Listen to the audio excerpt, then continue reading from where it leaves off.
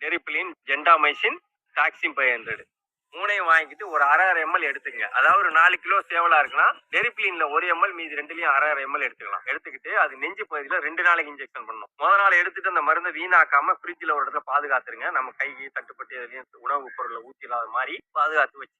அடுத்த நாளைக்கும் அந்த இன்ஜெக்ஷனை பயன்படுத்தலாம். அது மாதிரி குஞ்சுகளா இருந்தாலும் அந்த எம்மலை குறைச்சு போடுங்க. இப்ப சின்ன குஞ்சுகளா இருந்தா அதுக்கேற்ற மாதிரி ஒரு 2 கோடு 3 கோடு எடுத்துக்கலாம் ஒரு மருந்துலயும். சின்ன குஞ்சுகளுக்கு இன்சுலின் நீடிலே பயன்படுத்தலாம். நீங்க இன்சுலின் நீடில வந்து 5ன்னு போட்டிருக்கும். ஒவ்வொரு மருந்துலயும் அந்த 5க்கு கீழே 3 கோடு எடுத்துக்கலாம். அப்ப 3 எடுத்துக்கிட்டீங்கன்னா 10ன்னு வரும். ஒரு எம்எல் கணக்கு. அதுல 3 மருந்துலையும் எடுத்துக்கிட்டு இந்த 1.5 மாசம் 2 மாசம் குஞ்சுகளுக்கு நெஞ்சில பண்ணலாம். அதே 3 மாசம் 4 மாசம் ஆயிடுச்சுன்னா அந்த இன்சுலின் நீடில 3 மாசம் குஞ்சுக்கெல்லாம் ஒரு மருந்துலயும் 5 3 மருந்தையும் எடுத்தா 15 எடுத்து அதை நெஞ்சில இன்ஜெக்ஷன் பண்ணலாம். தொடர்ந்து 2 நாளைக்கு மட்டும் இன்ஜெக்ஷன் பண்ணுங்க.